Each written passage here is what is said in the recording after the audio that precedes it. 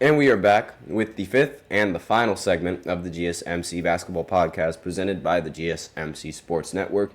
And in this final segment, I'm going to be comparing Kobe Bryant's game and Michael Jordan's game. I'm going to be looking at what an author had to say about each and every single one of their games. And I'm going to go ahead and I'm going to, just give my opinions on whether or not I agree with the statement, whether or not I don't agree with the statement, and if I think there's some bias, because I'm pretty sure there is going to be bias. It seems like, from what I've read, it seems like it's trying to argue that Kobe had a much more advanced game. And I'm going to go ahead and explain why I think it's true or why I think it's not true. So let's go ahead and dive right in. So first is footwork and skill development. The author says, Jordan's footwork and fundamentals were exceptional, but he often relied more on his explosive athleticism to create scoring opportunities, especially in the first half of his career. His physical dominance allowed him to break down defenses without needing the same level of finesse as Kobe. Jordan had elite footwork. Kobe's was more refined and developed through an obsessive dedication to perfecting every move. Kobe created new moves and counters as NBA defenses evolved, allowing him to thrive in the post, mid-range, and beyond the arc. His footwork became legendary. And the argument for that is saying that while Jordan, yes, he'd had some incredible elite footwork, he was also way more athletic than the average NBA player at the time. Meanwhile, Kobe had to deal with athletes of similar skill set to him and therefore needed to refine his game to counter those better skill sets. So it seems like in terms of footwork, they're saying that Kobe's was way more advanced due to NBA defenses advancing compared to how it was in the 1990s.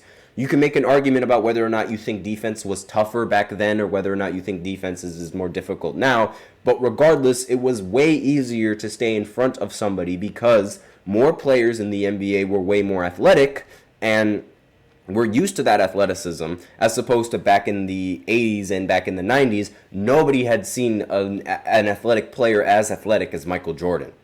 And because of that, it sort of sets Kobe apart from Michael Jordan. That's the argument. Personally, I think that I sort of agree with the statement. Yes, Kobe had to do way more in terms of footwork and learning because defenses were learning a lot quicker and a lot better as well, and the game was advancing. So it's just a different time. Now, the jury's still up on that, not entirely sure. Again, I'm not going to say who's better and who's not better because Jordan's legacy is by far better than Kobe's legacy. But at the same time, you could make the argument that maybe if Jordan played in this time, you can make so many arguments about that Jordan wouldn't be nearly as good. And continuing with that argument, three-point shooting. So Jordan was primarily a mid-range scorer. While he did improve his three-point shot later in his career in the second three-peat era, he never relied heavily on it. Jordan's scoring was most effective in the mid-range. Kobe, on the other hand, by far has the edge on Jordan in terms of three-point shooting, as Kobe embraced the three-point shot far more than Jordan since the game moved toward perimeter-oriented play in the 2000s. He was a more prolific three-point shooter and frequently hit clutch shots from beyond the arc. That, I 100% agree, but mainly because it was a completely different time. So maybe you could make the argument that if it was a different time, Jordan would adapt his game just as well as Kobe adapted his game. So the argument's still up for that. Next is ball handling. Jordan was an efficient ball handler who used his power and quickness to get to his spots on the floor. His ball handling was effective but more straightforward. Kobe had a more diverse and creative approach to ball handling. His advanced dribbling combinations allowed him to break down defenders in isolation more often and with greater finesse than Jordan. Kobe's handling was flashier and allowed for more flexibility in creating shots. That is just going to be a given given the times. As the game evolved, you're going to develop more moves. Michael Jordan didn't really need to evolve all that much because teams couldn't stop him as it is. Now, you can make the argument that, it makes Michael Jordan's game a little bit easier, and you can make the argument that Kobe would thrive during this time, like that specific 80s time. But then again, you can also make the argument that Kobe would never have done all of this had it not been for MJ, and would never try to expand his game had it not been for MJ. It's a very interesting argument because they're both very, very similar. But again, like the article is saying and like the author is saying, Kobe did have more moves, but there is a lot of nuances as to why he has those moves. Next is post moves. Jordan's postgame was devastating, particularly during his second three-peat. His signature turnaround fadeaway was nearly unstoppable. Kobe's post moves were more refined, especially later in his career. He developed a wider variety of counters in the post, drawing on moves learned from Hakeem Olajuwon. This allowed Kobe to remain effective in the post even as his athleticism declined. And I think that the post move and the post game, I think Jordan actually takes the crown in terms of post game and post, the ability to operate in the post, because Jordan was way more efficient at shooting that fadeaway shot than Kobe was. Kobe was fantastic at that fadeaway shot, but not as efficient. And regardless whether Kobe has more moves in the post or whether or not he does more things in the post, it doesn't matter. You still need to score, and Jordan did that way more efficiently. And the fadeaway shot is still just as difficult with the hand in your face. It doesn't matter what defender or what era defender it is, because you know that fadeaway is coming from Michael Jordan and you know that fadeaway is coming from Kobe. So there's going to be a hand in both of their faces. I think Jordan takes the nod in terms of post game. Next is work ethic and practice habits. Jordan was known for his intense work ethic fueled by his competitiveness and drive to dominate opponents. He worked hard, but much of his early career was based on his natural athleticism and competitive edge. We saw this in The Last Dance, when before he actually even struggled to beat the bad boy Pistons, Jordan said that he rarely lifted weights. But then one season, in around the 90s, he decided to go to the gym and decided to lift weights and get stronger to be able to handle the hits coming in from Detroit. And the author is right that Jordan's competitiveness, yes, he was incredibly competitive, but he was already more physically gifted than most of the athletes that were already in the league. Kobe, while Jordan's work ethic was legendary, Kobe took it to a whole other level with his Mamba mentality. His obsessive dedication to preparation, skill refinement, and countless hours in the gym surpassed Jordan's. His perfectionism was reflected in the stories of him arriving at the gym before sunrise and his relentless pursuit of improvement, making him arguably the more detailed and technical worker of the two. And yes, Kobe is by far a much harder worker than Jordan ever was. And again, you can make any sort of argument for that. You can make an argument that doesn't even really matter. But at the end of the day, Kobe was a much harder worker, and that is something that you simply cannot take away from him. He worked way harder than Michael Jordan. And again, you can make the argument that just shows how great Jordan was, because even though Kobe worked harder, Jordan still was able to have a better legacy than him. But that's, again, a whole new conversation. Competitiveness and killer instinct. Now, a lot of people, they like to say that Kobe and Jordan, they're exactly the same in terms of killer instinct. But this author says Jordan's competitiveness was notorious. He thrived on personal rivalries, using any perceived slight as motivation to dominate opponents. He takes it personally. Jordan's killer instinct was outward, fueled by a desire to impose his will and win at all costs. Kobe was also fiercely competitive, but more inward focused. While he drew inspiration from Jordan's killer instinct, his competitiveness often stemmed from a relentless drive to perfect his own game. Kobe's challenge was usually to himself. So the argument to the competitiveness is that Jordan was competitive because he wanted to show that he was better than you. Kobe was competitive because he wanted to show that he can be better than himself. And that's really the big difference. Kobe does not work to be better than others. He works to be better than himself. And that's the key difference with killer instinct and between Michael Jordan and Kobe Bryant, that what the author is saying.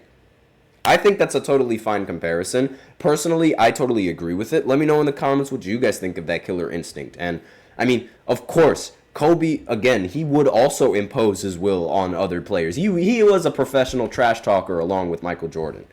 Now, leadership styles. Jordan's leadership style was built around intimidation and confrontation. He pushed teammates like Scottie Pippen and Steve Kerr to their limits, often through harsh criticism and confrontational style. His leadership was about demanding excellence from others. A lot of people give praise to him for that. A lot of people like to criticize him for that. More people give him praise for being mean and being a jerk to his teammates as opposed to actually being a legitimate leader. And the argument on Jordan being a leader, in my opinion, I don't think he was that good of a leader. I love the demanding excellence, but being a jerk on top of that, not okay. Now, Kobe, it's different for Kobe because Kobe was a jerk Kobe was labeled as a jerk because he saw the hours that they were putting in the gym. He saw his own teammates and how much they dedicated to the game. And he saw that they didn't care about the game nearly as much as he cared about the game. And that's why he had the perception of being a jerk, because his teammates that wanted him to pass the ball were the same teammates that would fool around in practice and not take practice as seriously as he does. And Kobe can't respect that. And that is why I have the respect for Kobe, because he has reason, and he saw that they weren't working nearly as hard. And he demanded the excellence, but it wasn't nearly the same as Jordan. And the author goes, early in Kobe's career, Kobe struggled with leadership as he had a similar demand for excellence from his teammates, but with less communication. Over time, however, Kobe's leadership evolved, and he became more of a mentor, especially with younger players like Pau Gasol. He also extended mentorships to players outside of the Lakers, focusing on helping others improve. This was very well noted with his time with Jason Tatum, and not to mention all other WNBA athletes that he supports. Adaptability. Jordan thrived in Phil Jackson's triangle offense, which was built around his strengths. His teammates maintained a strong core, which allowed him to focus on executing his role as a central figure without having to adjust to significant system. Kobe had to adapt more than Jordan throughout his career, playing in different systems and with varying roster compositions. He won championships alongside Shaq, but later proved he could adapt his game and leadership style to win without him. This, I somewhat disagree. I disagree with this statement. And in my personal opinion, the adaptability argument is still up in the air. I don't think that Kobe was more adaptable to a system than Michael Jordan, because Kobe won championships under the same coach that Jordan won championships. They both ran Phil Jackson's triangle offense. They both played under Phil Jackson. Kobe did not win a championship without Phil Jackson as his head coach. Jordan did not win a championship without Phil Jackson as his head coach. You can make the argument that, sure, Kobe wasn't the number one option in the triangle in the first 3 years that he won the championship, but the point still stands. He was still running the triangle, and he was still having Phil Jackson as his head coach. It's more or less the exact same concept. So I don't agree with this author's statement in terms of adaptability. I think he's being a little bit biased. Next is, we have 3 more to go. Next is global brand. I'm not going to spend much on this because the Air Jordan is clear-cut the better brand, without a doubt. Clear-cut, more popular. You can make the argument whether or not it's popular or not. A lot more people are buying Kobe's now, given Kobe's tragic passing, R.I.P. Kobe, Gigi, and the rest of those passengers on the helicopter. But aside from that, Jordan has always been number one sneaker in sneakerheads. Next is the cultural and the societal impact on the game. Jordan had a broader cultural impact during his playing career, especially through the role of globalizing basketball in 1992 via the Dream Team. Kobe's societal impact became more personal, particularly through his advocacy for women's sports and his role as a mentor to young players. His involvement in coaching his daughter's basketball teams and promoting the WNBA showcased his commitment to fostering the next generation of athletes. Kobe's legacy grew in this area, especially after his tragic passing. And really, the societal impact, they both have immense impact on the game. It really doesn't matter who you talk to. You'll make an argument, and everyone is going to say Kobe and Jordan had immense impact on the game. And, of course, finally, NBA legacy. Jordan's 6-0 record in the NBA Finals, along with his 6 Finals MVPs, remains an untouchable achievement. He never allowed a final series to go to 7 games, showcasing his dominance in the ultimate stages of competition. Jordan's shorter career didn't affect his overall dominance, and his 2 retirements were part of a narrative that made his career seem larger than life. Kobe won 5 championships, but his path was more varied. He won 3 titles with Shaq, later 2 as a clear leader for the Lakers. His ability to win without Shaq added depth to his legacy, something that Jordan hasn't done yet because Jordan has never won without Scottie Pippen. And again, you can make that argument that, that's a little bit more impressive, winning without your number 2 option, but at the same time, having an undefeated finals record is also a pretty good argument. And Though he didn't really match Jordan's undefeated finals record, he played 20 seasons in the NBA, all with the Lakers, which speaks to his endurance and adaptability. His ability to remain at high level for 2 decades surpasses Jordan's 15 seasons. And again, let me know in the comments what you guys thought of what was being said and what you thought of these comparisons, whether you thought these comparisons were justified, whether you thought they were rather lame. Let me know in the comments what you guys think. But aside from that, that is all that I have for you today on this podcast, and that is it. Thank you so much for tuning in to the GSMC Basketball Podcast presented by the GSMC Sports Network. Your support means a lot to us, so please remember to subscribe to the show, leave a positive review. It really does make a difference. We also invite you to follow us on Facebook, Twitter, TikTok, and Instagram for more content and updates. And as usual, we love to hear what you guys have to say during the show, whether you have a hot take or a burning question or just something that you've been dying to say. We're all ears. So go ahead and use Super Chat, send in your comments or donations that way. It's guaranteed to get featured on the show. Or you can use the link displayed below the ticker and the link in the description, gsmcpodcast.net, and you can go ahead and send in your comments or donations that way. Either or works, either or completely helps the show. Doesn't matter which one you do. And that is all that I have for you today. I hope you guys enjoy the weekend. Enjoy a weekend of WNBA playoff basketball, or enjoy a weekend of NFL football, because obviously the weekend is when football is going to happen. I also recommend tuning into a lot of the football podcasts that we have, and they're probably going to give all of their opinions on each and every single one of the games that happen over the weekend. So be sure to tune into all of those podcasts that we have. I am your host, Nelson. Thank you so much for tuning into basketball. Enjoy the weekend, and as always, take care.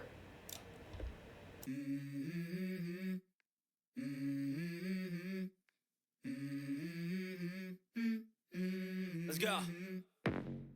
I wake up to a little bit of drool on my pillow, feel like it's gonna be a bad day. Yeah, I'm tired of shit, and the coffee ain't hit yet. Damn, ain't that great. I don't wanna go to